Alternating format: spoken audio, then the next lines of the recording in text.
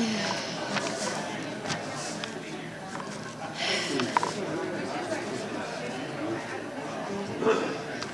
I move this? Hello. My name is Rachel Ives. I'm with Heart of Ellsworth, and I'm a resident here in Ellsworth as well. I just want to thank you all so much for being here and tuning in to the live stream as well. We have 6 candidates with us today, and the crowd is filling in. Now, I'm just going to start with a quick description of Heart of Ellsworth, which is one of the organizations that helped put on today's event. Heart of Ellsworth is an economic and community development organization that champions the downtown district. We're nationally affiliated with the Main Street America program and members of the Maine Downtown Center. Thank you all so much for coming to our 6th annual Meet the Candidates event. I want to thank you for doing your part to be an active, civically engaged public and for taking time to learn about the 2023 candidates for Ellsworth City Council.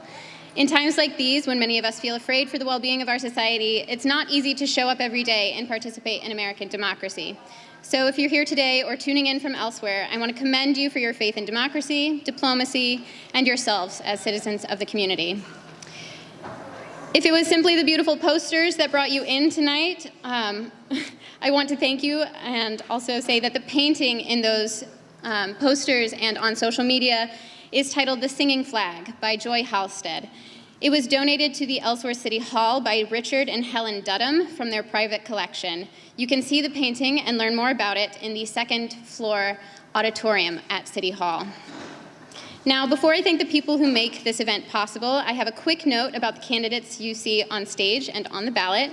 Noah Robidoux has formally withdrawn from the race. We wish him well and hope that he and other young people in Ellsworth feel encouraged to participate in local elections this year and every year to come. Each year, Heart of Ellsworth partners with the Ellsworth American and the City of Ellsworth to produce this informative event. Now I'd like to thank a few people and organizations who help make Meet the Candidates possible. Thank you to our longtime partner, Ellsworth American, and tonight's moderator, Cindy Wood. Thank you to the Grand Theater staff, particularly Nick Turner, Kim Fitch, and Peter Miller.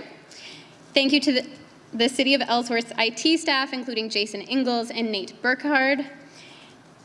Thank you to the Heart of Ellsworth board members and community volunteers, particularly Peter Leone for decorating the stage this evening, Phyllis Young for organizing audience questions, Lucille Poulin for keeping time, Maggie and Patrick for greeting our guests at the door, and also the grand volunteers greeting in the lobby as well.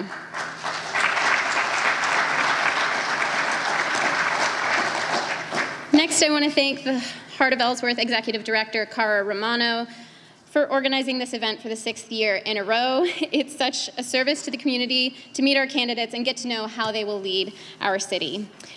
Last, but certainly not least, I'd like to say a big thank you to this year's sponsor, Desert Harvest.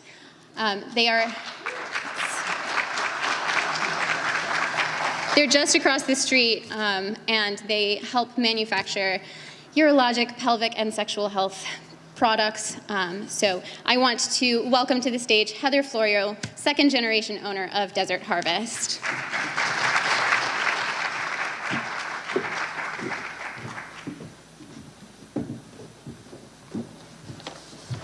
Thank you, Rachel. I appreciate that.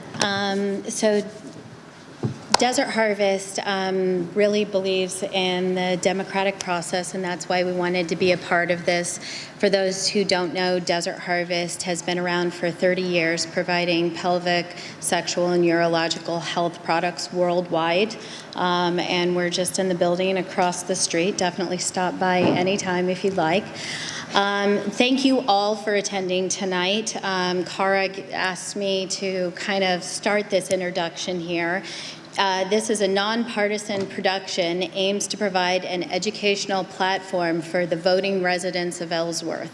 Events like these raise awareness of local issues and connect community members to participate in our local democracy.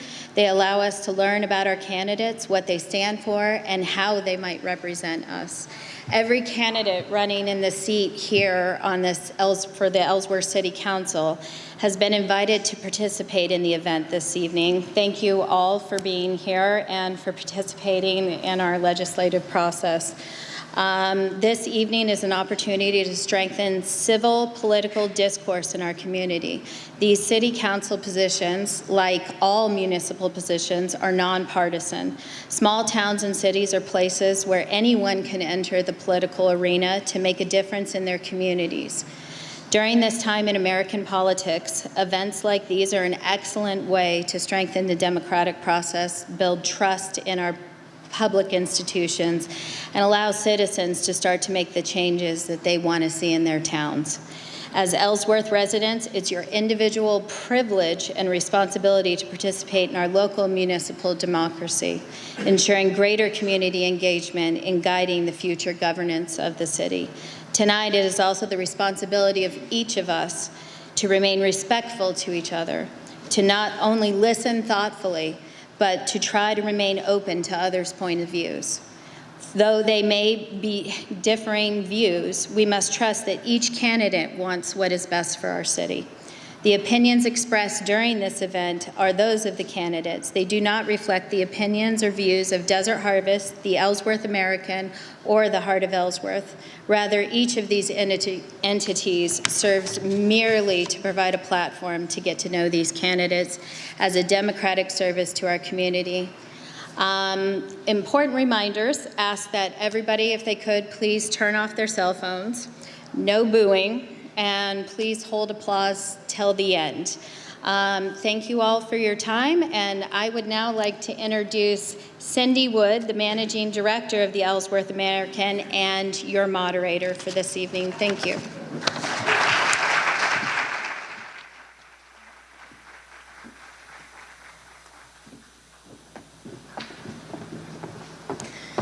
Thank you, Heather, and for everybody coming out tonight on the stage and in the audience, and to Heart of Ellsworth, who does all the legwork to make this happen.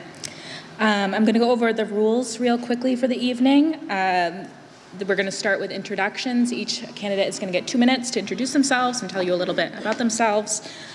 After that's done, we're going to switch into 3 prepared questions that they all received via email before tonight, and we're going to alternate the order of who responds when, so nobody has to go first every time or last every time. It's not a debate. If somebody wants to respond to something that somebody else said, they just need to wait till their next turn, and then you can weigh in on that issue. As Heather mentioned, save your applause to the end. It takes up a lot of time to clap in between. We received some audience questions in advance via email, and I believe there's also some cards that have been handed out in the box that you can put those in if you have some questions that you'd want to add to the mix. So that being said, we'll jump right into the introductory statements. Mark, would you like to get us started? Sure. My name is Mark Blanchett. I'm a former counselor here in Ellsworth. I was on the board for on the council for 9.5 years. Previous to that, I was on the planning board for 2 years. I'm concerned that coming up in the immediate future of the lack of experience that's going to be coming up on the council. Gene would be senior man with 3 years of experience, and with everything coming up, the search for the city manager, the new lease coming up for the YMCA on the Moore School, union negotiations are also coming up next year in '24. And not to mention the comprehensive plan and the search for the city manager. Those are all very important items that need to be addressed. And I have the institutional knowledge because of my experience serving the city in the past. And if I can be of service to the community, then I will. Thank you. Right. Jean, would you like to tell us about yourself? My name is Gene Lyons. I actually am a construction worker on a concrete pump truck. I feel I have, over the past 3 years, grown a lot to realize what the job and title of a counselor is. So I think I'm fair and honest. And well, I look forward to all you voting for me on November 7th. Thank you. Patrick. Thank you. Good evening. My name is Patrick Lyons. I'm a lifelong Mainer. I'm the son of 2 public school teachers. I grew up in South Portland and graduated from South Portland High School, graduated from Bowdoin College, and then the University of Maine with a master's degree, and then I went to law school at Maine Law. I'm a land use and municipal attorney with the law firm Eaton Peabody here in Ellsworth on Main Street, but I have a practice that's statewide, and I represent and advise municipalities throughout the state of Maine. My wife, Courtney Collum, is a professor at the College of the Atlantic in Bar Harbor. Courtney and I moved to Ellsworth in 2016 and quickly fell in love with this community. We're fortunate that we're growing our family here in Ellsworth. Our son was born in 2019 at the hospital here, and then my wife's parents moved here in 2021, and my father just moved here this past summer. Because Ellsworth has given so much to me, I've tried to give back. I've served on the board of Healthy Acadia since 2017 and on the Ellsworth Planning Board since 2020. I love Ellsworth, and that's why I'm running for City Council. It's a wonderful community of people, businesses, and organizations, and I want to work to ensure that Ellsworth is a thriving community for my son and for all our families. Looking at Ellsworth through my son's eyes actually helps me determine what I think is important for city government. He sees Ellsworth's firefighters and police officers as superheroes. His teachers are some of the most important people in his lives. He loves playing at Knowlton Park, swimming at the Y, and going to the library. These are the services, people, and organizations that make this community what it is, and as city councilor, I'll work to support them. I've also had the opportunity to get to know... That's time. Oh. Sorry. I forgot to mention, I'm supposed to cut people off at 2 minutes. Thank you, Patrick. John, you're up. Thank you. Good evening, everybody. My name's John Linehan. I'm 75 years old, so I looked around. I think I'm the senior person here on the stage today, but I've grown up. I was born here in Ellsworth. I've lived here all my life, graduated from Ellsworth High School in 1966. As I was talking with Patrick earlier, I'm excited to say, I wished it wasn't this way to say this, but we were on the last state championship boys basketball team here in Ellsworth High School. And we've been close a couple of years since then, but haven't quite pulled it off. Thankful that the girls did pull it off this last year. But I love Ellsworth. I've seen a lot of changes over my time that I've been here. I'm interested in seeing it roll back the clock, if you will, a little bit. I know we can't go way back, but I'm a history buff, and I like the way our city was and the way it ran 20, 30 years ago like that, when it was a smaller city. And it was easier to keep track of our citizens and the things that were going on in the town. My dad was on the city council. Several other people in those years were on the city council. The town council always was represented by excellent business people here in the city of Ellsworth. And I think we've kind of gotten out of that format over the last few years. And I go around, I speak statewide. I'm a Christian, I'm a constitutionalist, and I'm a patriot. And I go around, I speak at rallies. I always have the United States Constitution in one hand, and I have the Bible in my other hand. And those are the two documents that our nation was founded on, our states were founded on it, and the city of Ellsworth has a strong heritage of coming from biblical constitutional backgrounds. And I see those things being destroyed right now in our society. And whether it's locally or whether it's statewide or nationally, it needs to be addressed. So I'm excited to be running for the city council. We've been involved with several business dealings and property ownerships over the years.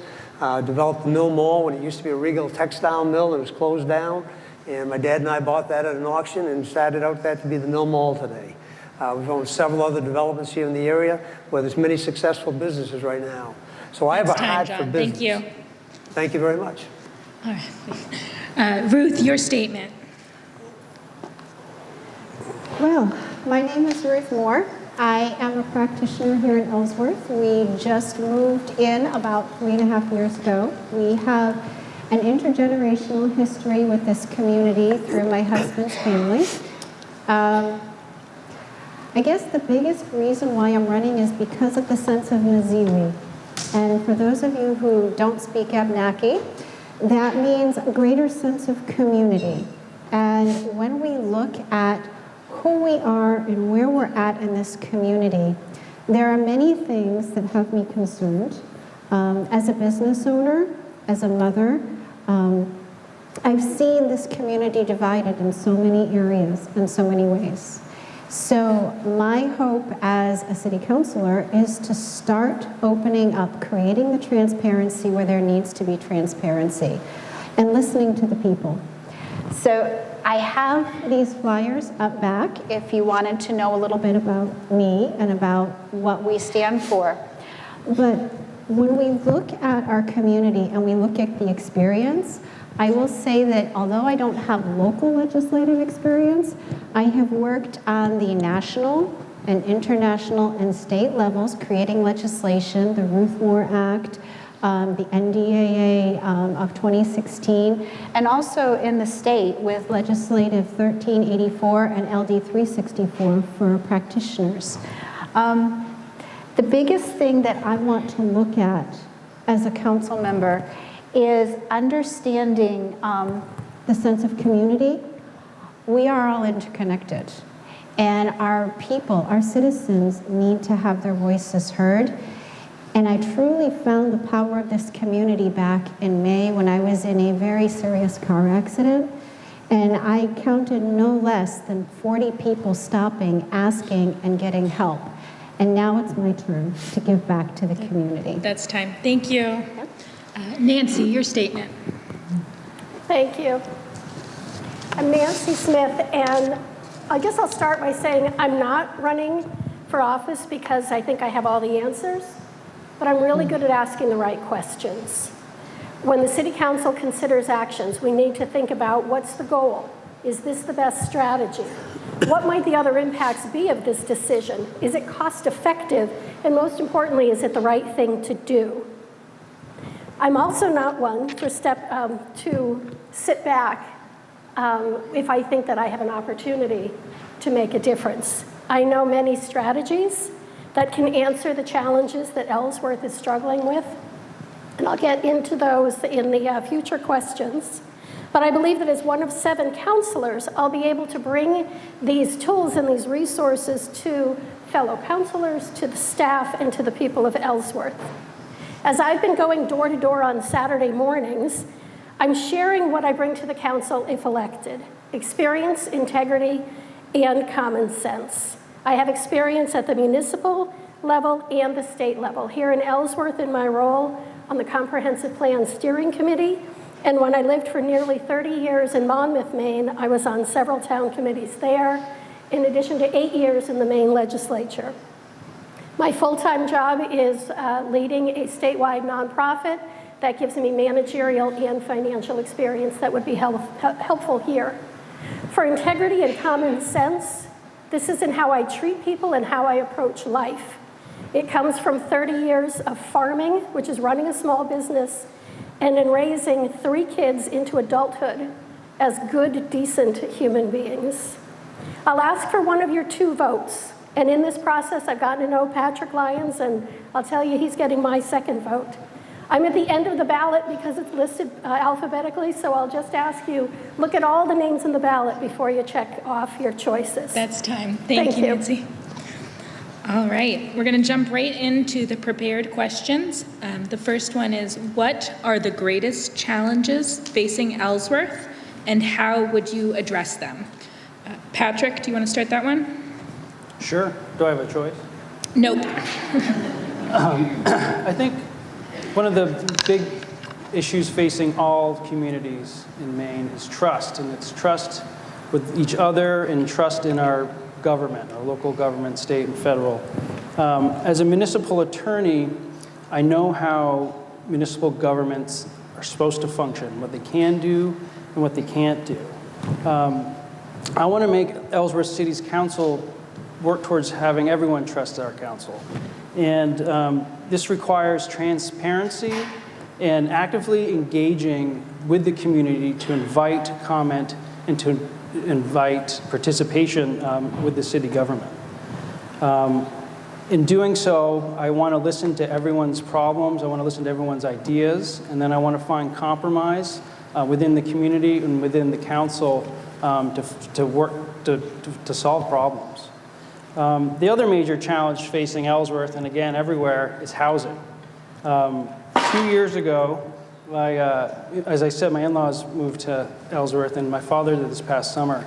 Finding housing for them was just a nightmare, especially housing that's affordable.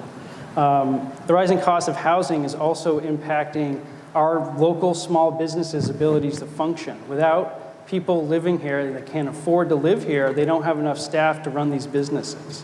In working on the planning board, I've worked to pass, and approve projects that met the city's ordinances. By joining the city council, I hope to help the city council address its ordinances to see if there's ways that we can help promote and encourage more housing development, both good and quality housing development in Ellsworth.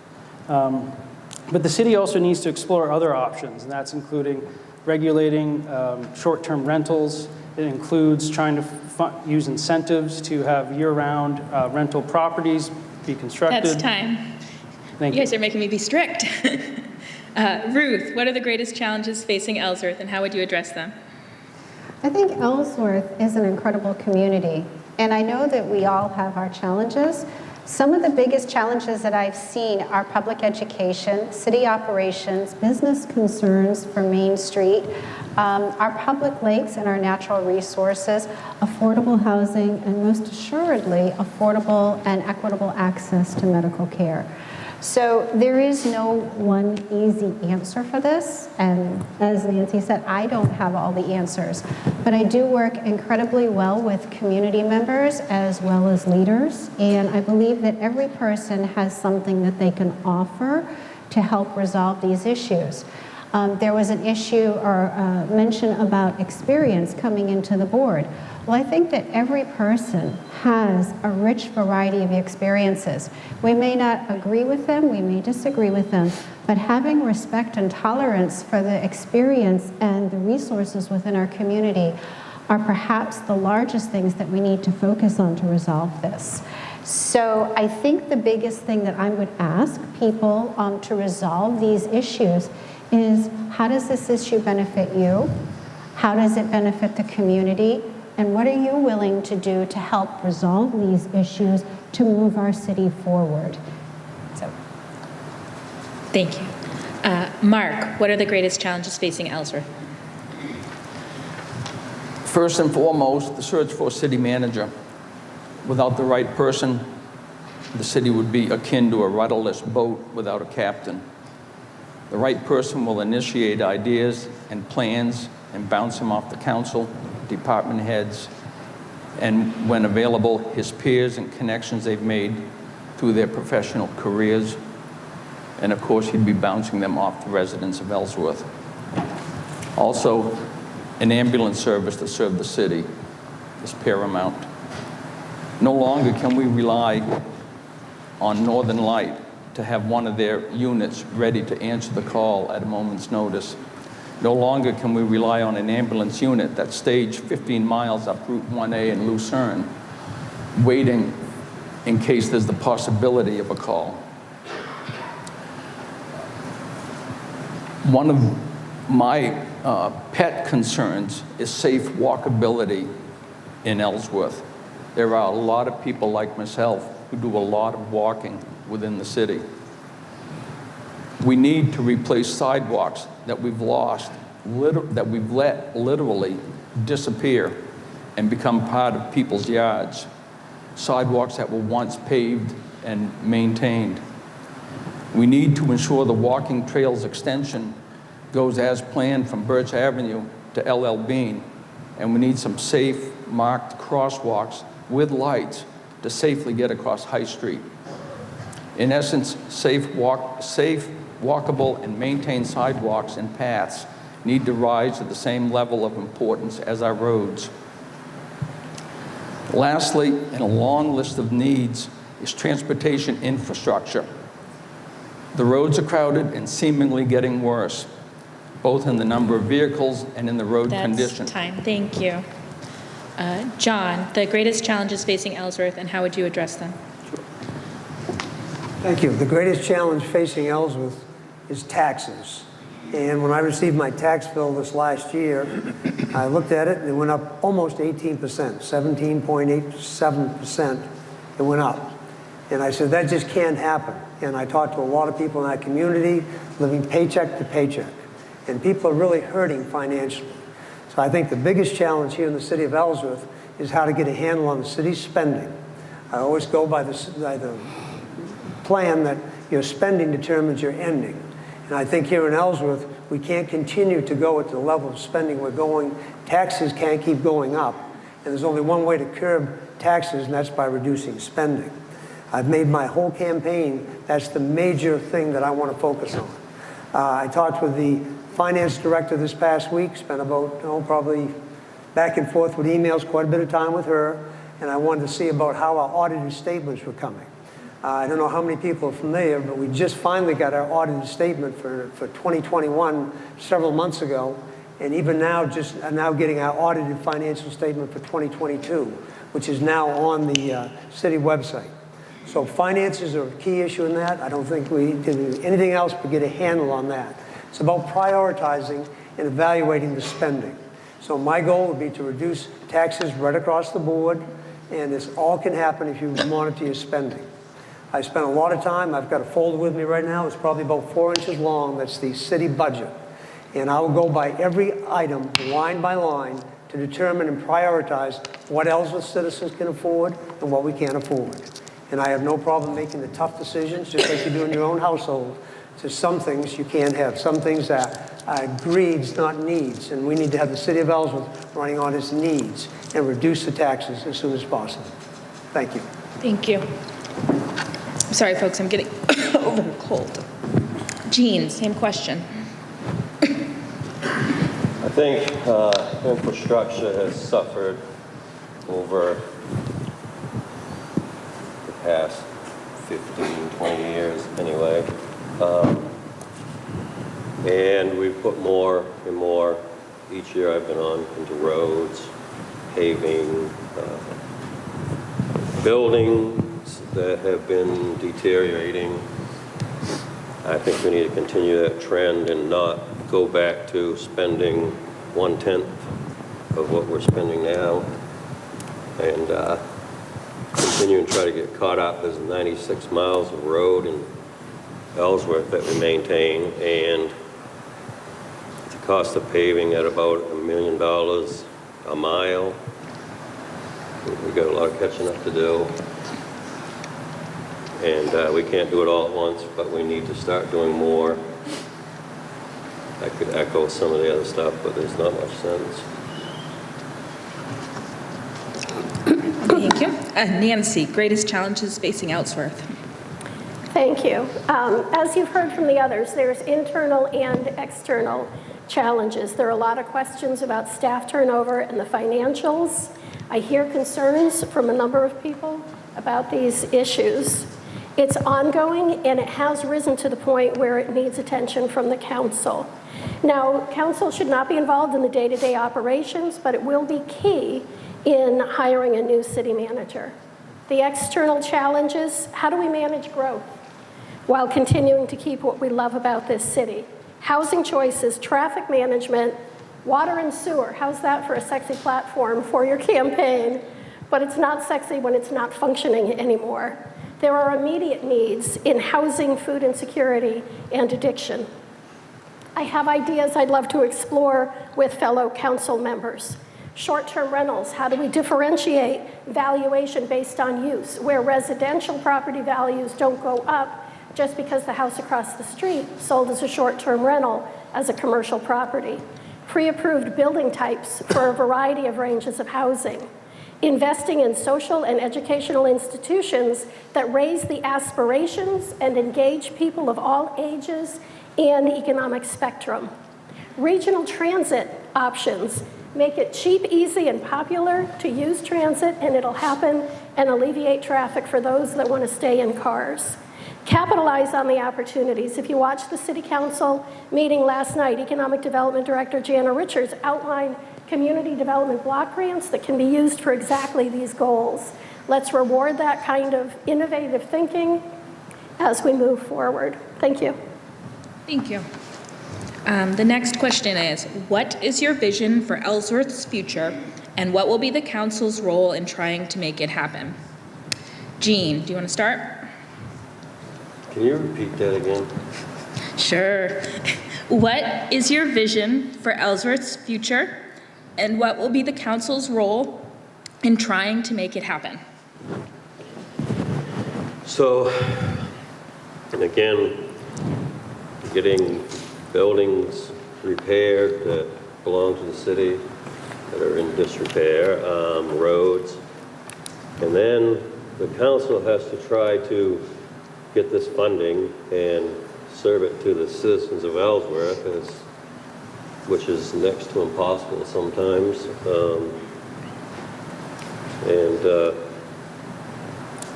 try to get them to understand that without paying taxes, you're not going to get anything fixed or accomplished. And I know everybody wants to save, but sometimes, say over the course of 10 years, if you paid a tiny bit more every year, you would save having a year like this year where the taxes went up 18%. If they had gone up 1% each year over the last 10, it might have gone up a lot less this year. Infrastructure that got left leaking, that's costing 5 times as much now to fix because we didn't put the little bit into it. I mean, a lot, or a little bit compared to what it is this year. That's all. Thank you. Nancy, your vision for Ellsworth's future. I was wondering when I was going to not be last. We are in this moment of time, and we need to get it right. We can't stop change. We can't go back 30 or 40 years. But we can make big strides in determining what this change is going to look like and what it's going to feel like. We can build economic opportunities while protecting what's special about Ellsworth. There's tremendous power in being the county seat, in being a regional service area, in being a place where people want to live and work. Quality of life is an economic driver. Tourism and hospitality are economic drivers. We need to encourage all of this while addressing, again, the immediate needs that we're seeing. The council role, again, hire an outstanding manager and support that person fully. Set a collaborative and positive tone and expectations for professionalism and an appropriate level of transparency. If we start from a shared goal that Ellsworth will continue to be a place where people choose to live and can afford to live, we can go great strides. At last night's city council meeting, if you watched, we saw tension between two businesses, composting and high-end hospitality. Both add value to the city. The municipal role is in enforcing existing ordinances so that both can exist and prosper. Thank you. Mark, your vision for Ellsworth's future, and what will be the council's role in trying to make it happen? A city, excuse me, a city that people will seek out to live. A city that people will seek out for the quality of our schools, and a city that people will seek out for career-oriented jobs and recreation. The council's role in this is to foster the growth of privately owned businesses and corporations, whether that be retail, manufacturing, or within the science sector. The council also needs to assure that this growth and development is extremely well managed from conception to reality.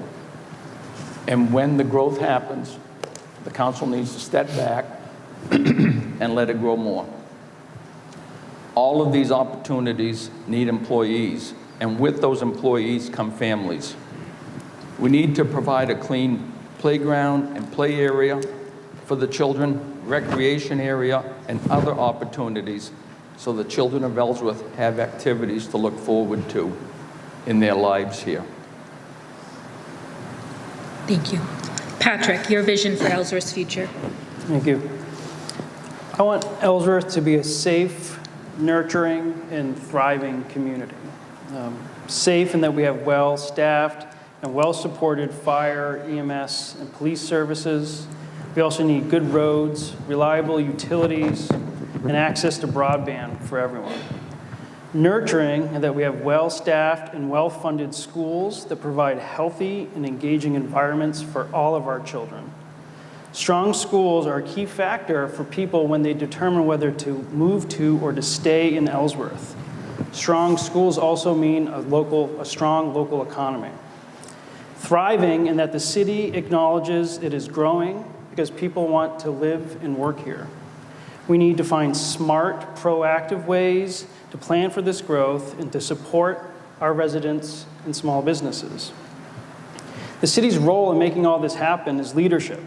This means seeking input from the community, listening to all perspectives, and finding compromise. The city also needs to partner with many local businesses, nonprofits, and other municipalities in the region in order to see how we can leverage our resources. This means seeking grants, federal and state funding, and other opportunities to help maximize our tax dollars for infrastructure projects, business development, and housing. Thank you. Thank you. John, your vision for Ellsworth's future. My vision for Ellsworth's future starts with new leadership. That's why I'm running for the Ellsworth City Council. I believe that anybody that's an incumbent that's been involved with the city in the city council previous right now, I believe in term limits, and I think it's time for fresh leadership here in Ellsworth. So I'm hoping that along with myself, there'll be another new city councilor. And I think the definition of insanity is to keep doing the same thing over and over and expect new results. So I think it's time to get new people on the council that are inexperienced with the common thing, the way we've been doing it, because that's created problems in our community. It's created the tax burden that we have. It created a lot of disunity over the past year. For example, the disunity, there was almost at every city council meeting over the new police station and decisions of that type.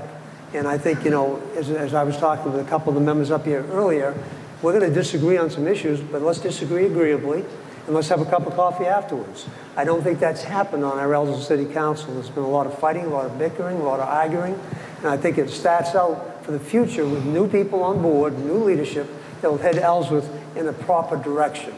I think we've got a great past that we can build on. I think we've had some great leadership in the past, and Ellsworth is an unusual community with its location here in the county seat that's here in Maine. And I'm sorry, I thought you said something. So I would like to see a whole new council in a different direction heading, especially with our spending and prioritizing. Thank you very much. Thank you. Ruth, what is your vision for Ellsworth's future? I think my vision for Ellsworth's future is not about me, it's about what our community wants and needs. I would like to see Ellsworth be a community where businesses are welcomed, where families and our friends feel safe. In my line of work, I hear people tell me they don't feel safe. I think that we need to have a self-sustaining economy rather than relying upon taxes, which are certainly an issue. I think we need to start looking beyond the box. I think we need to look at alternative funding resources. Community development block grants and other types of initiatives are only part of the puzzle. We also need to realize that while tourism definitely has a place, it can't be something that we rely on as heavily as we have. And certainly when we look at the experience of COVID in 2020, We saw many families go under. We saw many losses in the community because we relied on tourism and tourism wasn't there for us. We need to have trusted leadership in our community. And again, when we look at our city council, 7 members, that's approximately 420 years of experience that is there to guide our city. Again, I think the biggest thing is for city council, they can make this happen by looking at different options in the community for the families, for the residents, and for the businesses. Thank you. All right, next question. What qualities and experience should counselors be seeking in the next city manager? Ruth, why don't you start that one? Okay. No timeout for you. No timeout. So I think the biggest quality that we need to have as city councilors is we need to have approachability. We need to be able to speak, as Rudyard Kipling once said, with the common man as well as walking with kings. We need to be able to maintain a line of communication between all of our residents, not just our businesses, not just the people in certain economic tax brackets, but we need to reach out to everybody and have accessibility. There needs to be trust. And for that matter, we need to have transparency. As a community, we're looking for our leaders to guide us. And when we have transparency, that means that the community is involved in major decisions. That means the community has answers as to why their taxes are going up. Certainly the city council members, they have the opportunity and the experience to discuss these things, but that doesn't convey to the community. I think that when we bring our experience to the table as council members, the integrity of standing by what we say what we mean what we say, having trust and honesty and openness and accessibility, and also having wisdom and leadership. We don't react for our personal needs. What we do is we consider the needs of the community, and we put those needs forward. Thank you. Patrick, what qualities and experiences should counselors be seeking in the next city manager? The council sets the policies for the community, and then it hires a manager to go carry those policies out. So I think before the council can determine who to hire for city manager, it first needs to determine what its vision is for Ellsworth. And then it needs to find a city manager that will go execute that vision for Ellsworth. And whoever that city manager is, also, one of the most important things for them is that they need to have experience managing and leading people. The employees of the city of Ellsworth are the folks that actually get all the work done. And ultimately, they're the ones that, all these policies we're talking about up here today, they're the ones that go out and do it. So we need a leader that they can trust, and we need a leader that gives them the support they need to do their job. Whoever the next city manager is, they also need to have passion for Ellsworth and a desire to help solve problems for the people that live here to improve everyone's lives. Thank you. Nancy, your thoughts on the next city manager search? Thank you. I think, again, it's looking at internal and external challenges. We need someone from the start who has experience with municipal government. This is not an entry job position for a city manager. I like the way Patrick phrased it. The council working with residents sets the vision. Execution comes with the manager and then the work with the staff. Skills in managing conflict are going to be very important, as well as empowering and leading the staff. In my role on the Comprehensive Plan Steering Committee, I see that the planning staff is engaged and they understand how important their roles are in adding value to that process. Equity, diversity, and inclusion, both in training and expertise, but also a personal commitment to making sure that every person is welcome in Ellsworth as resident and as staff. Understanding the unique financial systems of municipal government is going to be important. And I think a solid understanding of municipal, community, and economic development tools, and knowledge and connections with outside sources and partnerships. For instance, USDA Rural Development has tremendous resources that they can bring to Ellsworth. I'd also like this person to be a decent human being. And I think it's incredibly important that this person have a sense of humor. Thank you. Thank you. Mark, what qualities and experience should we be seeking in the next city manager? I'm looking for an active listener, a thinker, and a doer. I would prefer someone with the extensive experience to carry on the works of our current manager, Glenn Mosier, who has done a fantastic job as he transitions back to full-time police chief. I want an out-of-the-box thinker and one who isn't afraid to say, have you ever thought about doing this or that, and then doing it? Thank you. John, your thoughts? Appreciate this question very much. I just went online this afternoon to the City of Ellsworth website, and I noticed on the city manager they had the requirements they were looking for the next city manager. And I can see why that they've had problems in the past with city managers, because their description of what they're looking for isn't what we need at all. It's focused on municipalities, and what was lacking as I went all the way through it was there's no requirement for somebody who's had some business experience. The city of Ellsworth is a business. It's a big business. There's 100 employees, roughly 120 or 30 part-time employees, so 200 people, 250 people. And it needs to be run like a business efficiently. I don't think it has been. I just looked at the stuff in there they were looking for. Financial stability. Well, I've already shared with you that the audited statements were late coming in, and we finally just got the one for 2022. A city manager should be on top of that, and they should know where their finances are. Good business people know daily where their business is or their municipality is. It's called the daily operating control. We don't have that here. There should be community relations and staff leadership. We've had an excessive amount of turnover here in Ellsworth, in my opinion, with the staff here in Ellsworth. And then I looked down through, there was another one, should be an integral part of the community. Well, I believe our city manager should live in the city of Ellsworth. How else are you going to be an integral part of the community?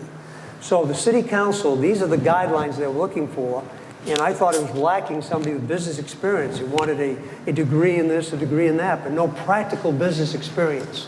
And I think that's what's sadly lacking here in the city of Ellsworth. So I encourage you to elect new councilors that will focus on business principles. Everything rises and falls on leadership. The person that the city council hires needs to work with them and have the backbone to stand up when the council is heading them in the wrong direction.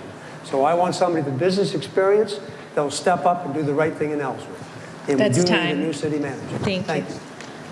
Jean, what should we be looking for in the next city manager? So, gotta be careful how to say stuff. So, I'm totally against looking for a new city manager. I believe we have a city manager that's done a great job. He's dual role, doing two jobs, which has saved nearly $500,000 in the last 3 years. I say we sign the same person as the dual role and save $500,000 to $750,000 in the next 2 years. He's done a great job. He's gotten a lot of ridicule from people who have no idea what he's done for a job. They listen to other people in the community. Nobody has the right answer. He's perfect? No, probably not perfect, but he's perfect for me. In my eyes, he's done a great job. He stands up for the employees. He has their back, if something's going down. He has their back. I say we sign him again. We save that money. We talk out both sides of our mouths about saving money, and then we're going to spend another nearly $1 million over the next 3 years hiring city managers that we don't need because we have a great one. That's all I got to say. All right, thank you. All right, we'll move into the submitted questions. I get some in advance via email, and then I think some folks are helping me gather some that you guys have submitted tonight. The first submitted question, at least one candidate has campaigned on lowering taxes and even decreasing inflated gas and food prices. What costs are in the council's control, and what, if anything, would you propose cutting? Please be specific. John, do you want to start that one? I would, but I didn't hear the question. So if you can repeat that, I'd appreciate it. At least one candidate has campaigned on lowering taxes and even decreasing inflated gas and food prices. What costs are in the council's control, and what, if anything, would you propose cutting?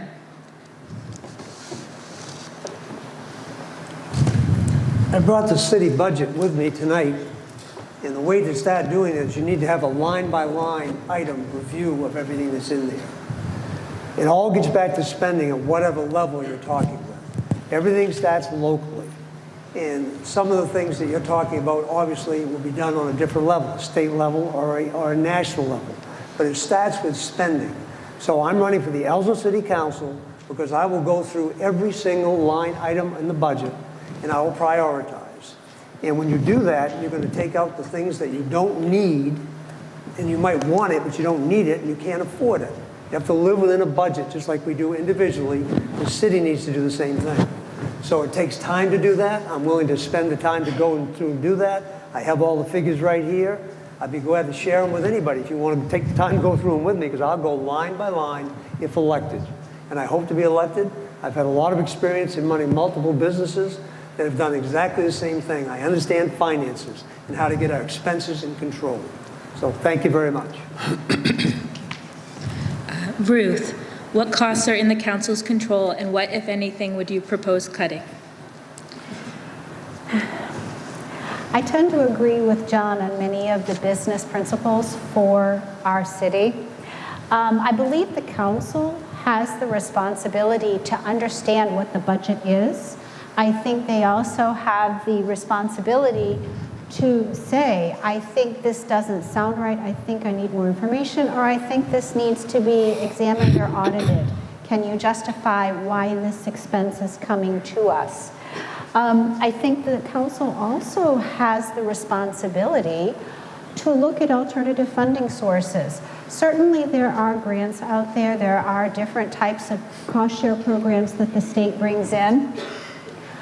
But when we look at the whole picture of what the council can do and what the council can bring forward, we need to understand the council is limited by what we already have and where our vision is going to go, where our expenses are.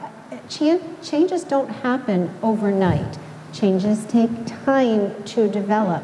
But when we start getting an understanding of our budget and we start knowing how to move forward in a productive way, I think that we can make the changes to bring to the city and to start, changing the culture of where our financials are. Our taxes are accelerated. As Mr. Lyons said, do we want to pass these costs on year by year, or do we want to have a lump sum increase? That's certainly one approach, but it is not the only approach that we can bring for researching our community.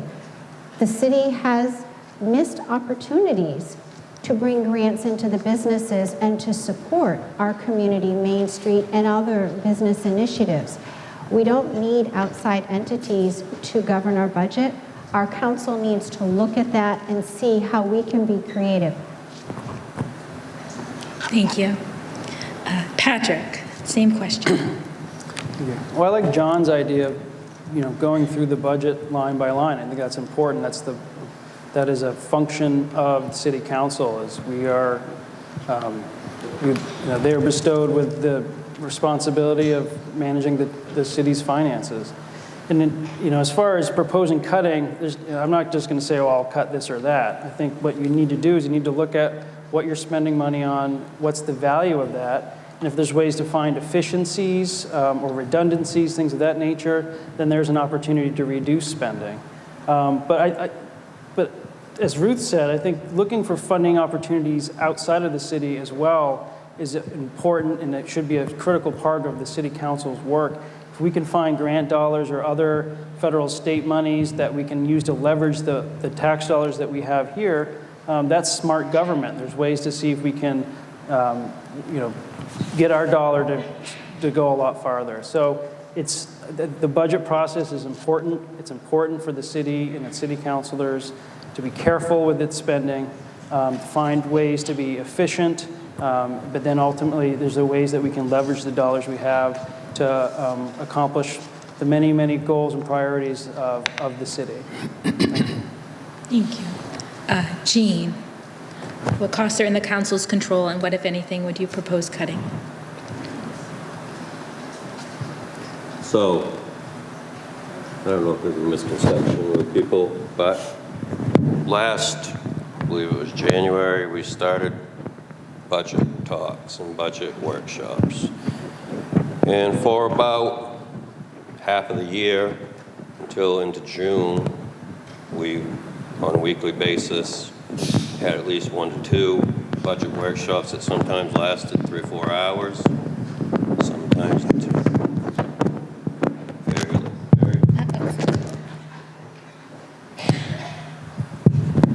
Sometimes very late into the evening. So for people to say that we didn't go and look at the budgets and be cautious about how we were dealing with the situations, that's kind of an irresponsible statement.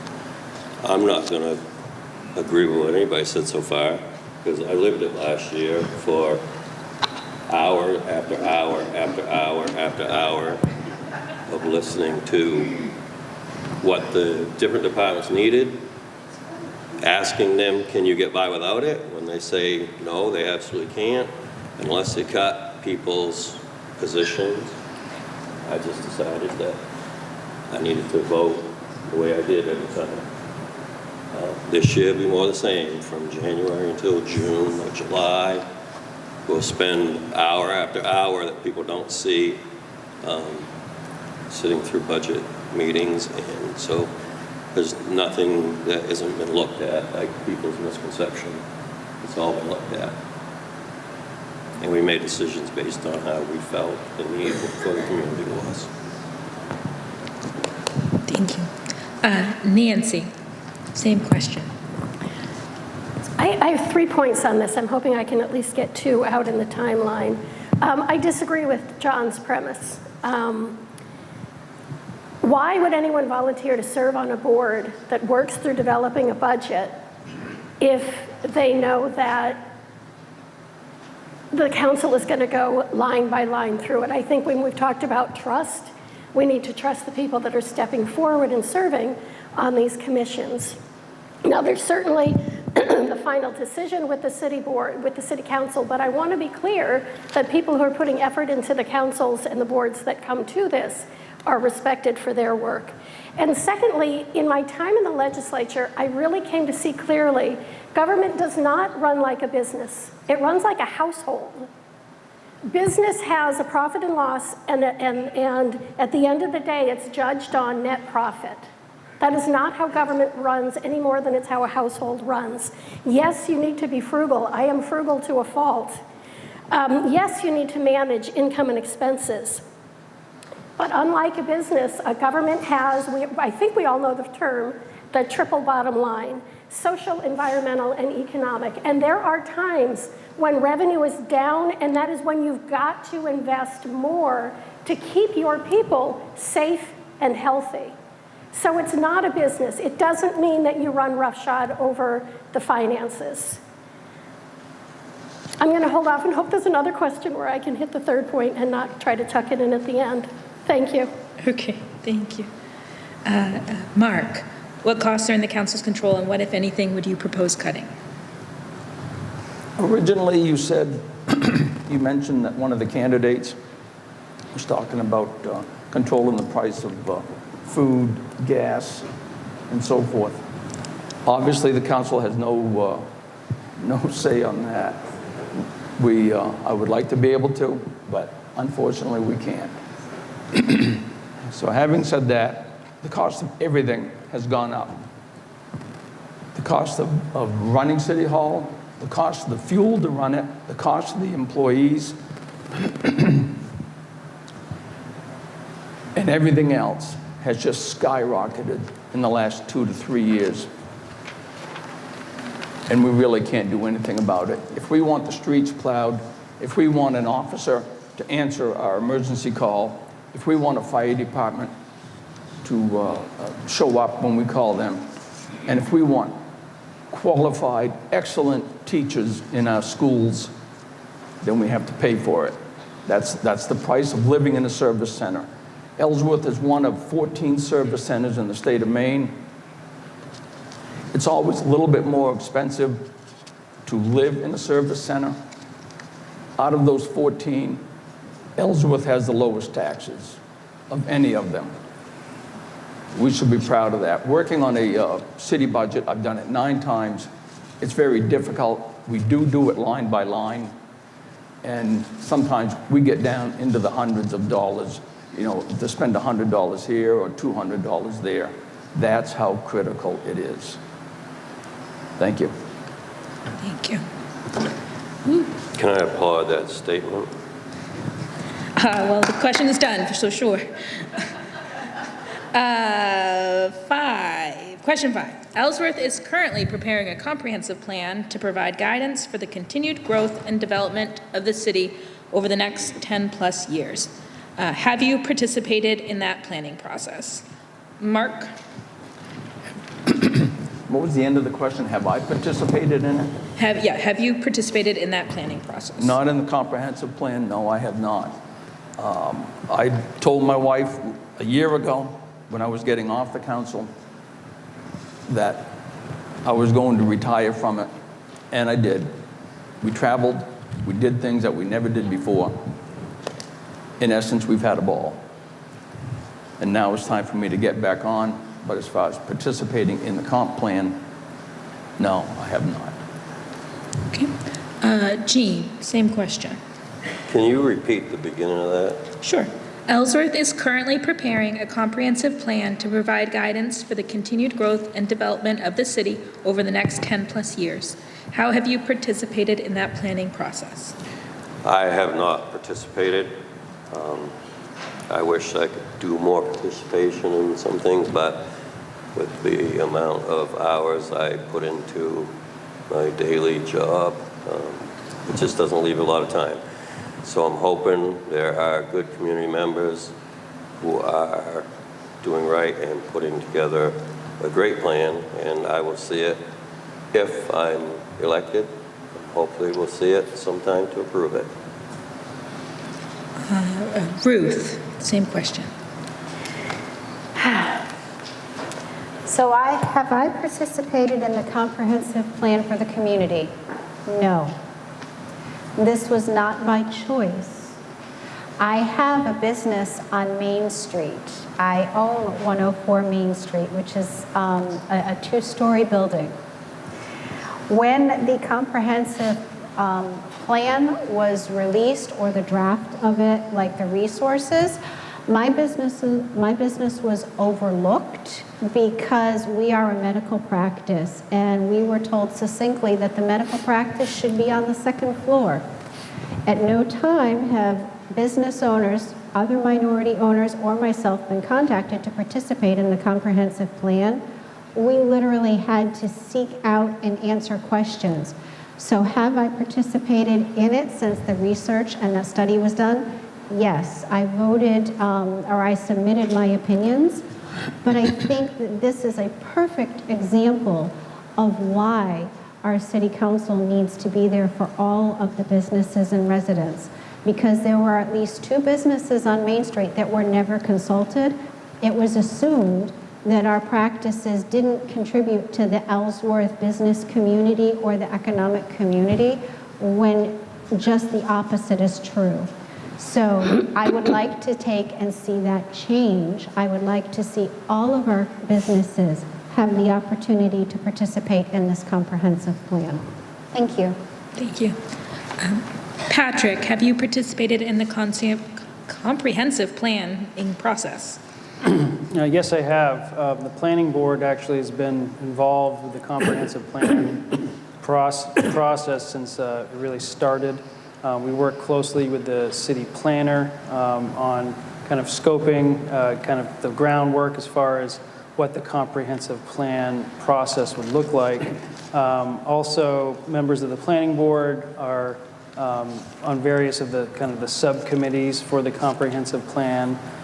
So we're participating in that process as well. The comprehensive plan is an exceptional opportunity for the city to vision what it wants to be. They're calling it 2035 vision. So it's a real great opportunity. I encourage it. Really, it welcomes all residents of Ellsworth, and if there's a lot of opportunity to be involved with this process going forward. So I've had the opportunity to be involved with the process, and I think if any of you are interested, please, there's plenty of opportunity for you to join as well. And I also note that there's folks up on the stage here. Nancy Smith's doing an excellent job running that process, and so I know she'll say yes to her answer, but it's a great opportunity to meet people in the community and to be involved with what do you want, saying your piece on what you see for the future for Ellsworth. Thank you. Thank you.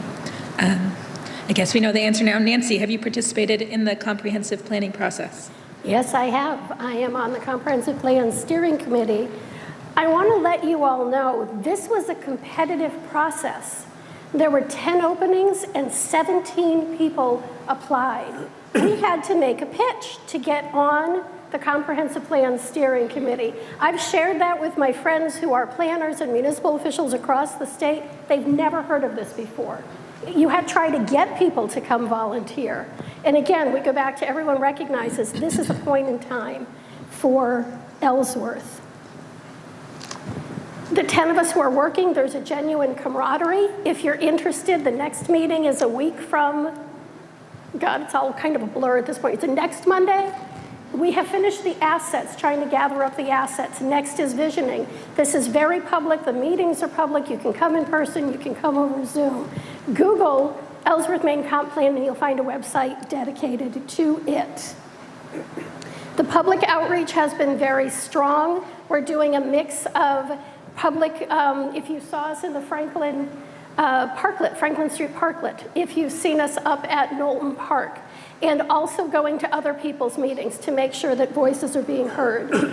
I co-chair the Marine Resources Subcommittee with Brian Langley because I want to understand more about marine resources because it's critical to this community.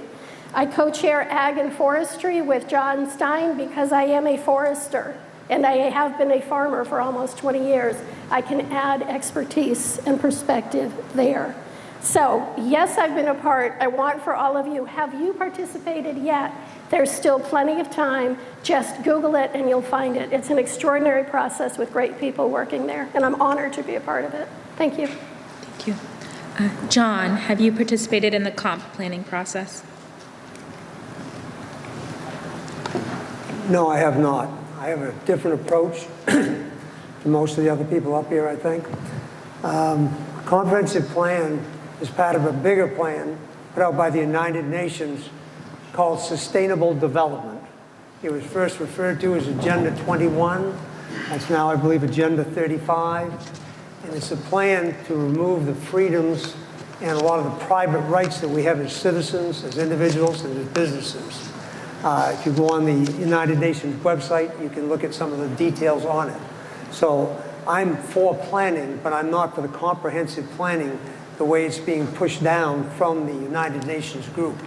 I think it's a group of people that are trying to destroy America's freedoms, to destroy the republic that we have.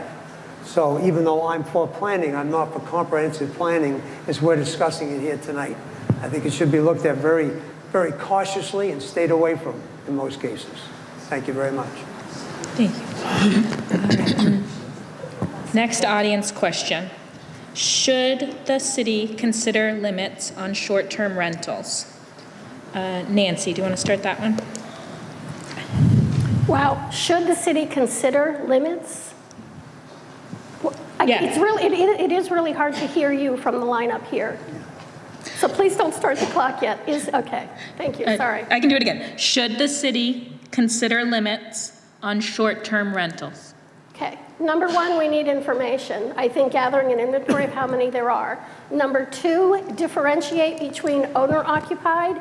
If you find the way to handle paying for your property taxes is that you rent out a room, or some people move out of their house for the month of August, that's different than commercial developers who are coming in and buying up houses so they're no longer available for workforce housing and using them as commercial properties. We need to know what we're handling here in those two categories. They're very different business models.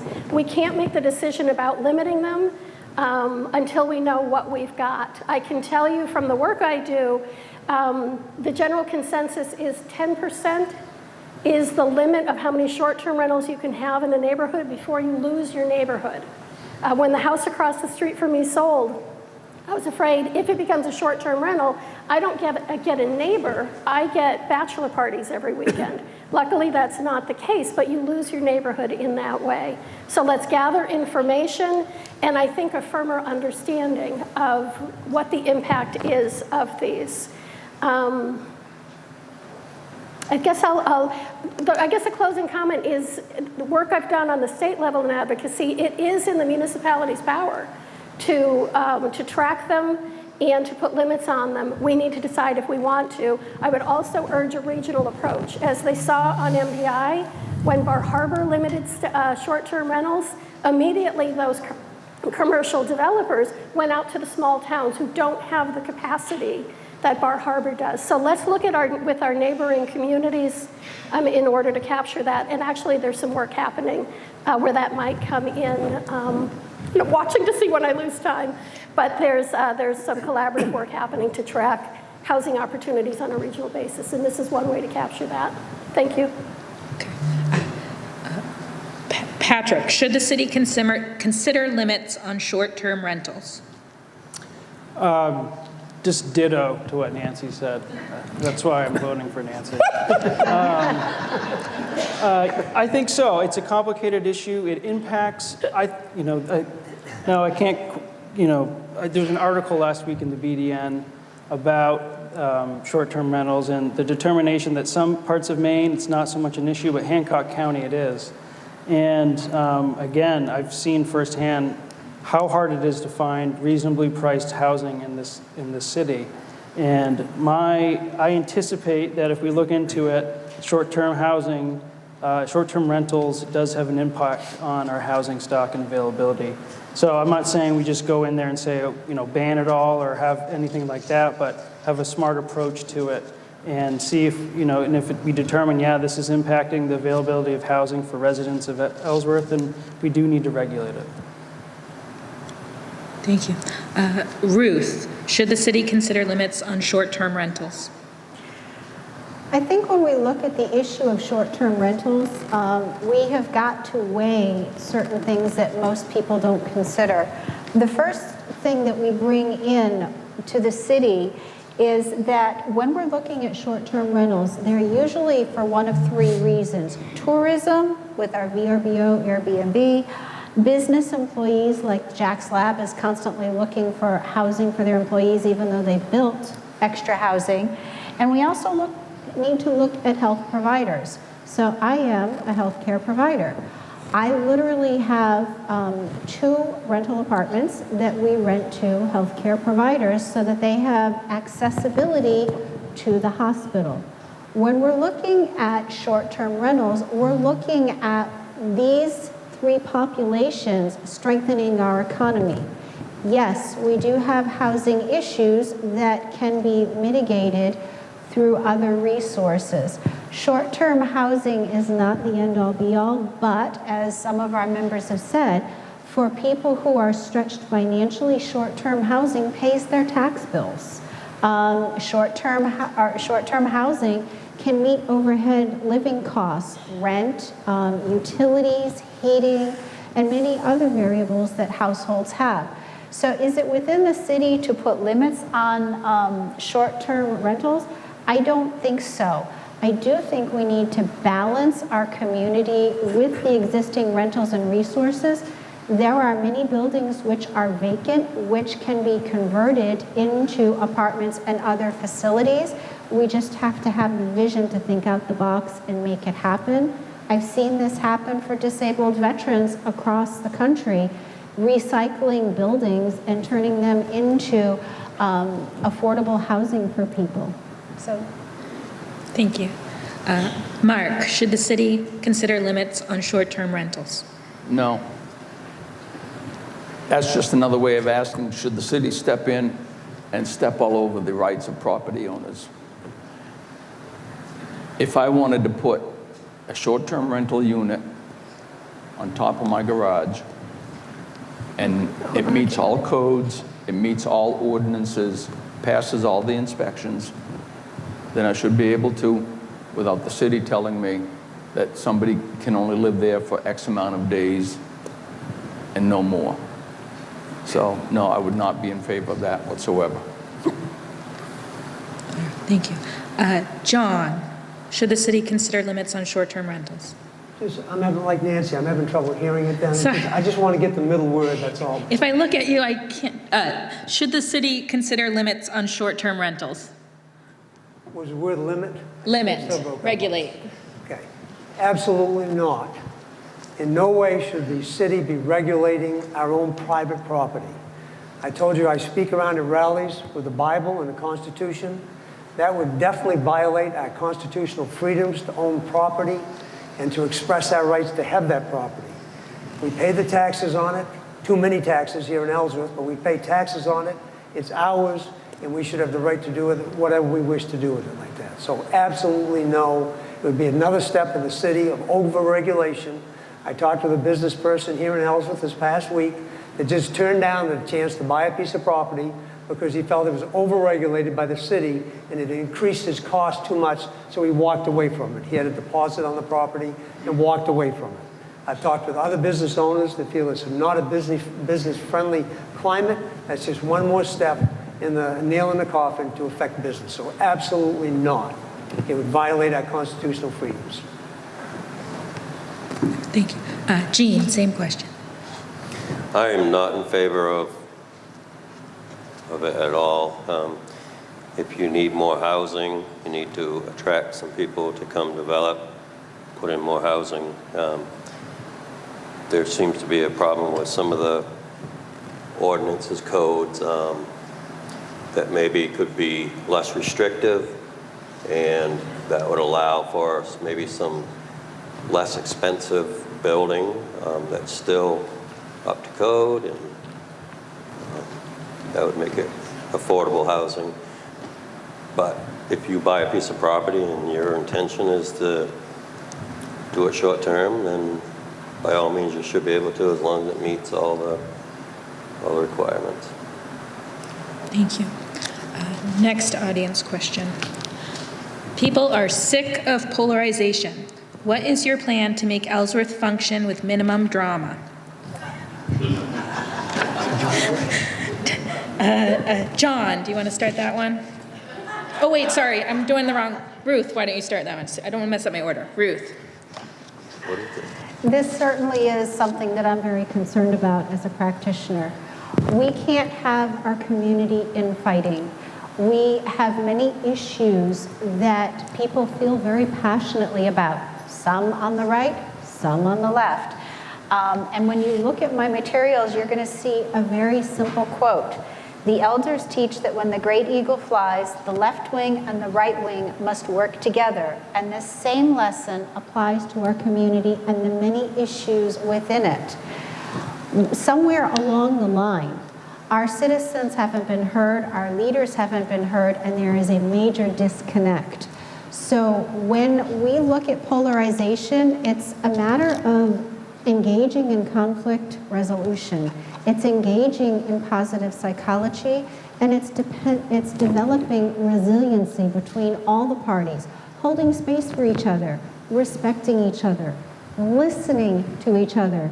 And even if we disagree, we can agree to disagree for the greater good and find a way that meets all the needs.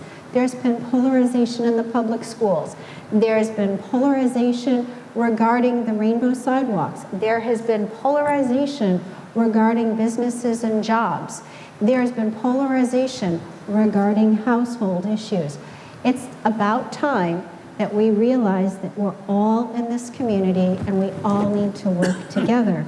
We can do that by listening, by being there for each other, by going over and having a cup of coffee.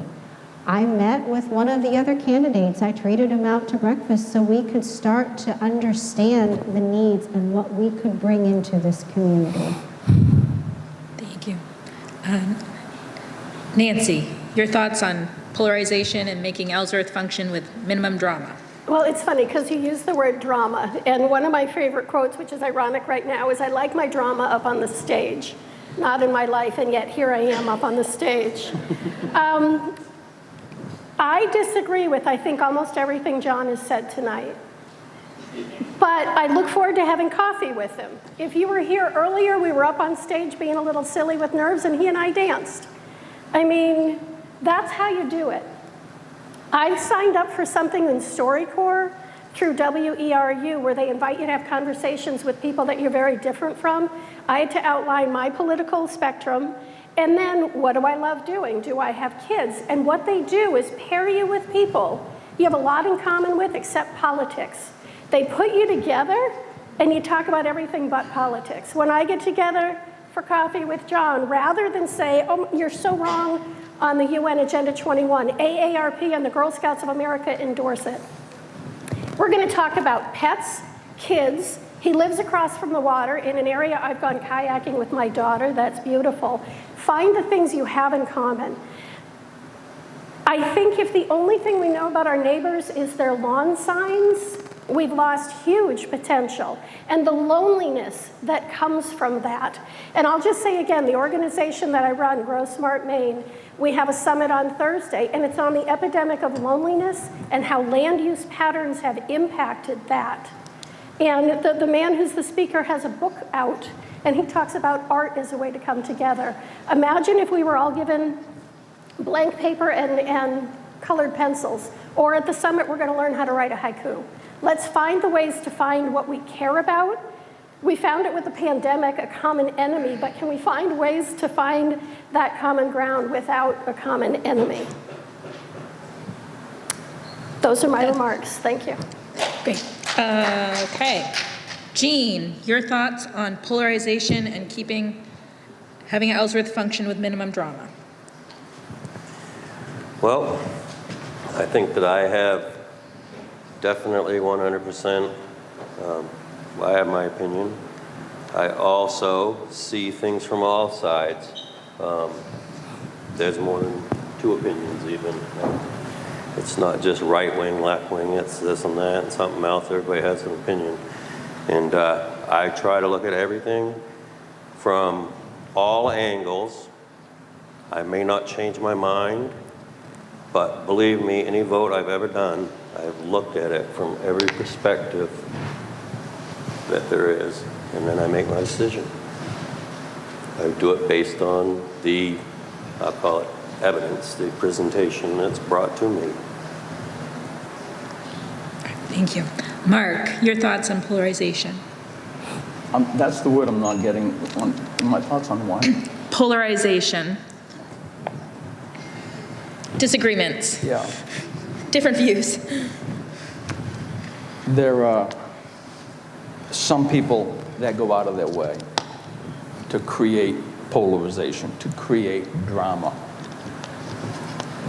I swear they do it just to get their name in the paper. And it isn't good for the city. Like most of the councilors that I've served with, I've learned from them, sit back, listen, and ask questions. It's as simple as that. There is no left, there is no right in a council meeting. We're there to do good for the residents with minimal polarization, or whatever word you want to use. Up until a couple of years ago, it didn't exist in the council. Unfortunately, it does now. And it's time for it to stop. People need to grow up. Thank you. John, your thoughts? Repeat that, please. People are sick of polarization. What is your plan to make Ellsworth function with minimum drama? Thank you. I appreciate that. I've always lived my life by the same principles. I shared with you earlier, I'm a Christian. I'm a follower of Jesus.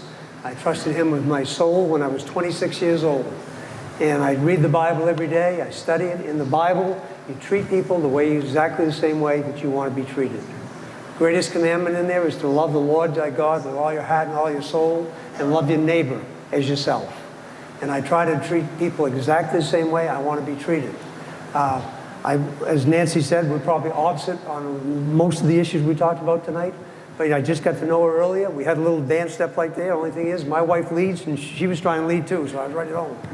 But you know, being polarized means you need to disagree agreeably.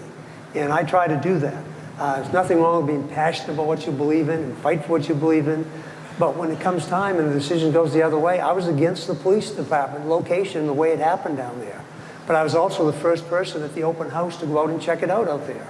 And you know, you need to move on when decisions don't go your way. Not everything goes your own way. And just treat people respectfully. I really love people. You know, I met a couple people tonight. I just give them a hug, whether they're a man or a woman. I just happen to love people. So we can disagree agreeably. We can have a cup of coffee. And we can enjoy living in a great community that Ellsworth is right now. And so I have no problem seeing it be a smooth running operation. And as many different disagreements we have, we work through them and we go on. Thank you very much.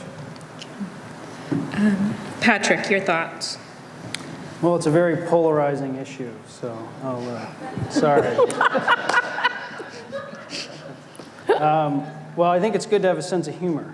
But I think really, you know, the city council is a nonpartisan position. You know, we don't have a D or a R or anything else next to our names up here. We're here to serve, you know, because we want to serve the city of Ellsworth.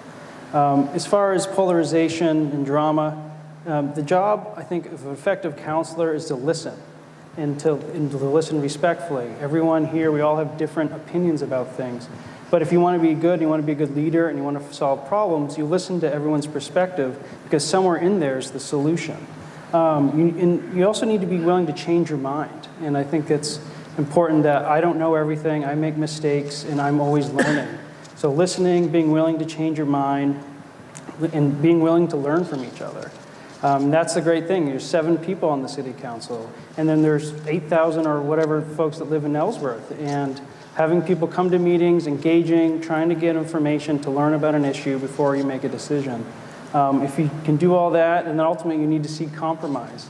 You're not going to get everything you think you want all the time.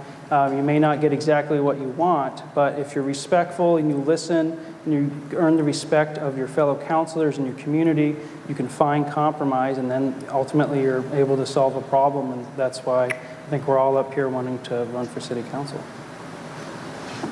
Thank you. All right, next question.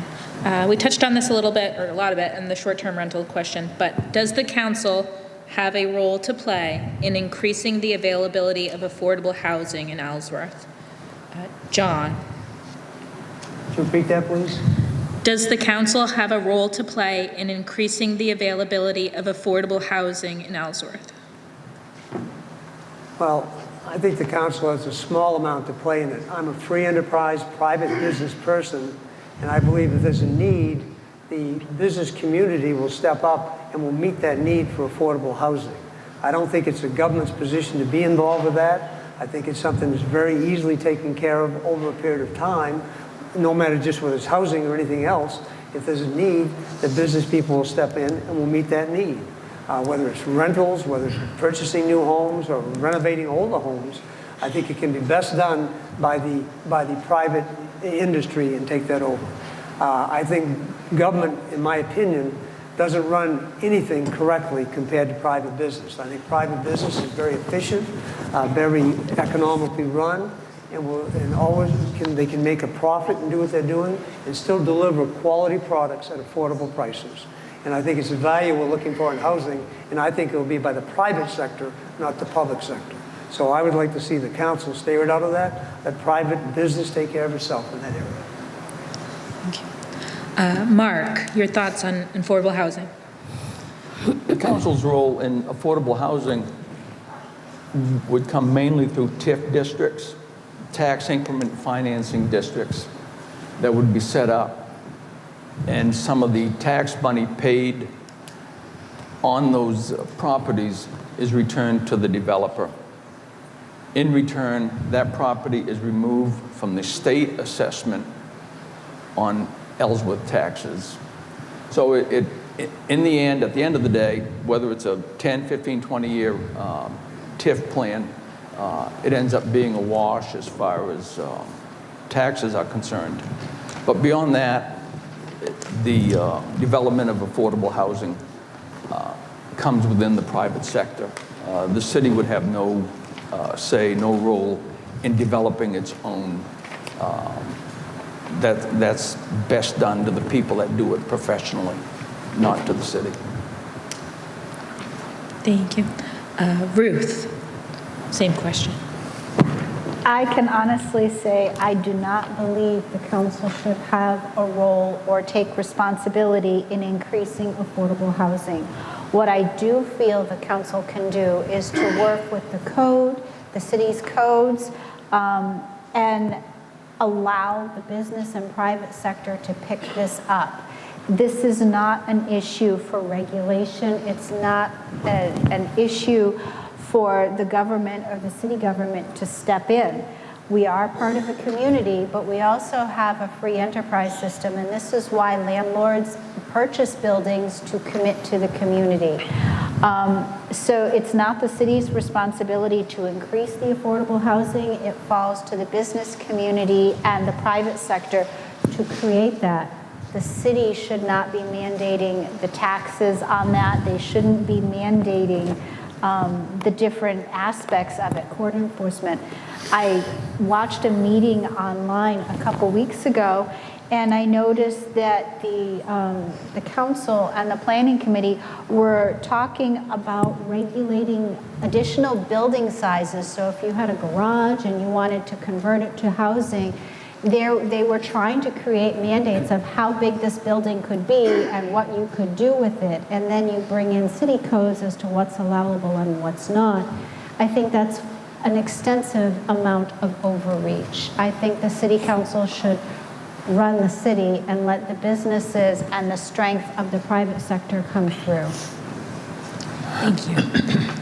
Jean, does the council have a role to play in increasing the availability of affordable housing? No, other than maybe lessening the restrictions that make it much more expensive for a family to build a home or something. I would say they have no role in it. There are some restrictions that are put on in places that seem to make affordability less, and I think maybe you could look at that, but codes that are in place, see if there's anything that make them a little more affordable, but not to get in an active role of that. Thank you. Patrick, your thoughts? Yes, the city council can play a significant role in incentivizing housing. I certainly don't think the city should get into the job of building housing itself, but there's a lot of ways the city can help support the construction of housing, at all types of housing, not just affordable. I serve on the planning board, and Ellsworth doesn't have overly burdensome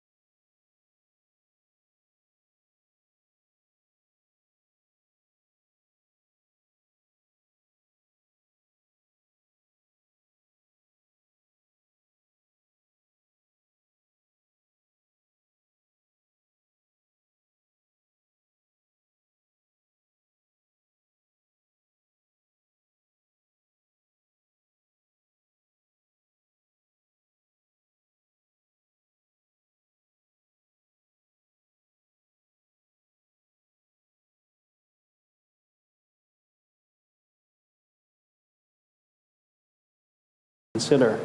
And we also just need to engage with the other communities in Hancock County. This is a regional issue. Bar Harbor does something with short-term housing, which it did, and it impacts us. So communicating with the municipalities in this region and seeing if we can't work together to try to address this issue. Thank you. Nancy, your thoughts? I agree with Patrick, yes, and we do every day. Now, not necessarily to own the affordable housing, but certainly to facilitate it. First, we need to define affordable housing. There are different levels, but certainly workforce housing is part of it. And as we've heard, getting workforce that can afford to live in the area is a balance of the salaries paid and what it costs to live here. There are things in zoning and ordinances, and I agree with Patrick. What I hear is that it isn't overly burdensome. I have a friend who's putting an accessory dwelling unit in, and she said it was a breeze. I went in and said I wanted to do. The setback was reasonable. It was easy to do. I agree with John that the businesses are part of the solution, but their goal is return on investment. And when you talk about the cost of materials, their ROI is higher when they do high-end housing. There need to be incentives for the affordable housing. So we need both. We need municipal, state-level regulation and tools, and the businesses who can step in and use them. I agree this is a regional solution. There's work happening now with the Department of Economic Community Development and the Hancock County Planning Commission to have a regional approach for what's going on for housing in here. I'm going to list off a bunch of tools that are available for the municipality. A land bank where you can bring derelict properties back onto the tax rolls and back into housing and commercial use. Thriving corridors is a concept of working transportation, economic development, and housing together so that all three of those are outside of their silos and you're doing them. I mentioned earlier pre-approved business types. Make it easier to permit the kinds of housing that the community has already said, we like that. In this neighborhood, this would work. If the developer wants to build this, yes, the permitting process is easier because we've done the public input process. I agree with Mark on the TIFs as well as a tool. There's a lot we can do. Thank you. Thank you. Next question. Improving the waterfront seems to be something that is widely supported and talked about for years. Given that there are many viable businesses along the river, how does that ever happen? Jean, do you want to start?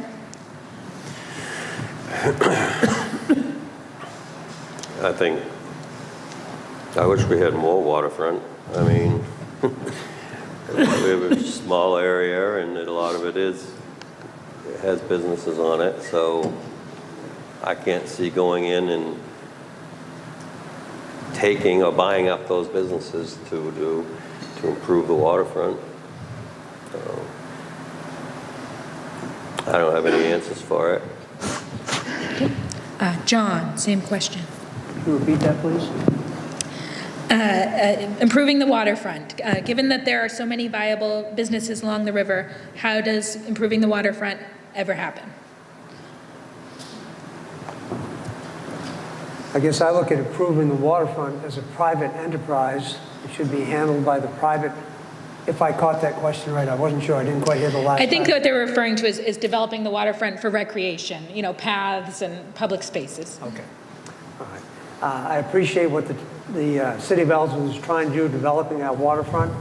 I like the harbor master and everything that's going on down here in town like that. I was at a couple concerts down there. Makes a great place down there. I think anything that we can do to improve the properties that we own right now as a city that can use for our citizens and for people in the community, I'm in favor of. I'm not in favor of acquiring more properties and taking it off the private roll to go into public use like that. So I would like to see private rights done even on the waterfront situation. And if there's things that need to be done, there can be private enterprise that can do it. Again, I believe in private enterprise. I believe private enterprise can do a more efficient job than government in running those things. And the waterfront is no different to me in that situation. Thank you. Thank you. Patrick, your thoughts on waterfront development? Yeah, I think it's an interesting question. What the city's already done is great, and with the trails and the park, and I really enjoy utilizing all those spaces. As far as the commercial businesses that are on the waterfront, if there's an opportunity, I think it's more one of those things that maybe if an opportunity arises where a property's for sale, if the city can get involved with conversations about, well, who would purchase it and for what use? Are there ways where certain properties can be purchased by, nonprofit organizations or a business that's looking to potentially develop it for recreational focused uses? That's great. And so I think if the city can be involved with those conversations, and then again, this goes back to the comprehensive planning process that's going on right now. We have an opportunity to envision what that waterfront will be moving forward, and starting conversations and see if there's the people that own those properties, the people that are interested in using those properties, if there's a conversation to start there, and to see where that goes. But the waterfront is certainly a huge asset for this community. We have some excellent businesses on the waterfront now, and it's something that we should tend to ensure that waterfront is a great place moving forward, and potentially new opportunities to further develop it. Thank you. Nancy, your thoughts? Redeveloping the waterfront is a smart thing to do. Quality of life is an economic driver. The first thing we need is a plan. Shout out to Green Ellsworth, which I think has been working on this with Frenchman Bay Conservancy. The ROI for the town would be huge if and when the businesses are willing buyers. There are businesses there that don't need to be there. And it's not about the municipality taking these spaces and taking them off the rolls, but how do we help them relocate to places that maybe make more sense for them, and new businesses can come into those areas. So it's not taking it off the tax rolls at all. But again, the key is talking to the property owners and have this be a partnership. I understand that has been happening and that there were discussions years ago about that. Last point I want to make is safety. I live so that I can walk. I live nearby. I can walk to Harbor Park. And it's not safe to do it. Whether I walk down Franklin Street or up Water Street, either I can do Water Street and there are sidewalks but there's no crosswalk, or I cross where there's a crosswalk but there's no sidewalks, and by Dead River, it's not even, my dog and I can't be side by side. Let's talk about the safety of the access that's happening now for Harbor Park, and then how we can expand it with other businesses that would make sense there for a higher property tax valuation, higher taxes for all of us to benefit from, and amazing businesses in open space that make it part of what it's like to live in Ellsworth. Thank you. Thank you. Mark.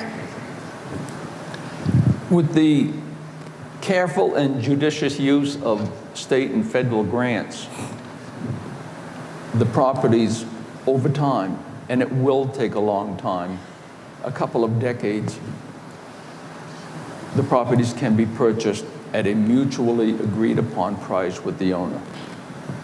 I would be dead set against taking anything by eminent domain. When those properties are acquired, then the reconstruction of the reuse of the waterfront, or repurpose, if you will, of the waterfront can begin. But during the very beginning stages, you have to have a plan, and you have to be continually updating and or changing that plan if necessary. I'm a Union River rat. I grew up on the end of the bottom of Dean Street. At the time, the Union River and the wharf, where it used to be, was our playground. We fished there, we played baseball there, we threw rocks there. Don't ask my brother about throwing a rock through a boat windshield, he won't admit to it. But the waterfront is an enjoyment for all, and I would love to see the people of Ellsworth being able to use it now, but it will take time, and it will take a lot of money. Thank you. Ruth, your thoughts on developing the waterfront? Well, I tend to agree with Mr. Blanchett about the use of state and federal grants for our waterfront. I have taken many of my patients down on the waterfront, usually behind the library, to do some therapeutic interventions and Qigong. Some of the things that I've noticed are pollution, things coming from the storm drains, fish kills. So the quality of life that we have on the waterfront is being diminished. I think that when we look at the organizations that are there, they have good starts, but I am very clear when I say that we need to support our private businesses, not to try to get them to relocate, and not to go ahead and tax them out. Rather, we should give them tax incentives to open a path up so people can use that. The park that we have down is a beautiful space, and I know that many people enjoy it, so there is the quality of life. But when we're looking at improving the waterfront, we also need to look at the underlying issues, and that would be what the water condition is, what the life is in the water, and what the riverbanks look like. Because when I see pollution on the side of the water, that's not enjoyable and it's not safe. So I think that we need to support our private enterprises more, work with them collaboratively, offer them tax incentives to open up, and then use those grants to develop safe and sustainable areas for people to enjoy. Thank you. All right, we're winding down. I'm going to wrap up with a question from a future voter, or I presume it's a future voter. When will the playground be fixed? Nancy, any thoughts? I actually received this question from a constituent. There are pieces that are broken. When can we have the bathrooms open longer? That's when we talk about critical infrastructure. There's water, there's sewer, there's transportation and roads, but we've got to also be talking about the art and the cultural assets that we've got, and that's the library and the playground. These are things, I'm going to put them in the same category as schools when we talk about where to make our investments. And again, in my time in the legislature, there's a very stark quote, but it has stayed with me for years. When I look, John, you'll like this. I brought my property tax bill with me. 54%, 55% goes to schools, and we can complain about that. But the quote was, you can invest in schools or you can invest in prisons, but you're going to invest in one of them. And that, I think, rings true in what we talk about for infrastructure and the playground. Investments in the library, there's Woodlawn. You think about the things that we love about this area. Those investments are just as critical. And again, for a household budget, you need to weigh the options. You have to figure out where the smartest investments are, but it can be done and it's got to be done. Thank you. Thank you. Mark, when will the playground be fixed? Well, I've been out of the loop for a year, and not having any grandchildren here in Ellsworth, I'm not aware that there was any issue with the playground. There's a missing slide, and the splash pad is But showing some age. my good friend Jane is on the council. There are other current councilors sitting here in the audience. I would tell a future voter, get hold of those people, bend their ear, and you'd be amazed, if you talk to them directly, how fast that could get done.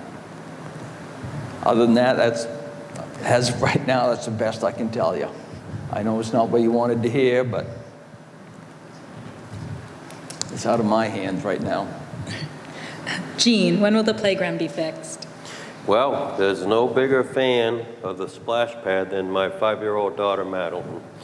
That's her home away from home. I didn't realize there was anything wrong with the splash pad. I don't go running through it, but my wife and her do. Oh, thank God. So I'm not sure if this is something that has been ongoing or if it just happened. I do know that they shut down the splash pad for the winter already, and I didn't know about broken, missing pieces to the slides. But had that been brought to my attention, I definitely would have addressed it. I guess whoever wrote that, get a hold of me, because I want to know what's the issues, because I will try to get them resolved. All right. Ruth, your thoughts on playground repairs? Well, my daughter is grown. However, I will look to have grandchildren in a couple years, not too fast. So I will tell you, as a practitioner, a few years ago, I had someone call me. Her daughter was seriously injured on the playground. She suffered a serious laceration that went from here to here, that needed several stitches because she sat and she fell actually on an exposed pipe, and that should never happen. So I will, just say that as city council members, we need to take and be aware of all parts of the issue, of the community. So definitely the playground is a quality of life issue. It's an infrastructure issue. We can get our community involved. It doesn't need to be done through the city. We can get our community businesses to donate this, to donate that, to create a viable playground for our children. I also didn't know about the water sprinkler and splash pad, but I will tell you that I have a 130-pound dog, and the minute anything comes up at him, he's like running, and if I'm attached to him, I'm flying. But the water sprinkler is something that is very, very popular for children. So we should look to our resources that we have in the community and say, this is the problem. Who can step up and fix this? Who has children? Who has grandchildren? How can we make this a better part for our community? Rather than just saying, we need to fix this, ask who can fix this, who's willing to fix this, and how can we make this happen? Patrick, when will the playground be fixed? Well, as the father of a 4-year-old that loves Knowlton Park passionately, I will say if I'm elected to the city council, one of my first orders of business will be to fix the playground.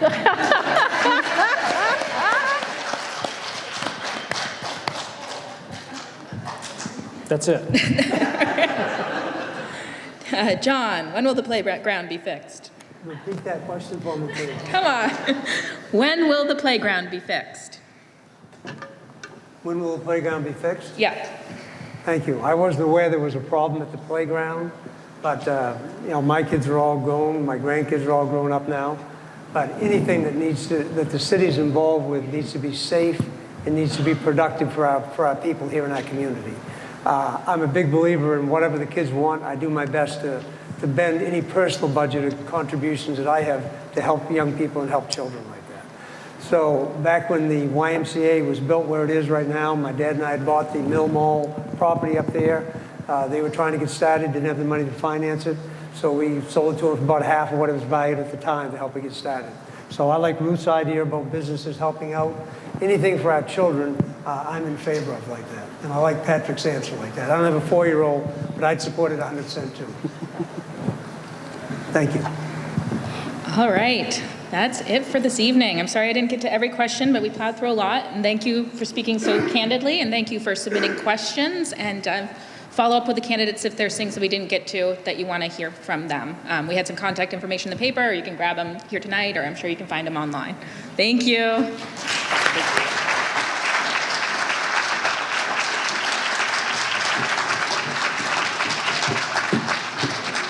Thank you, everyone, so much for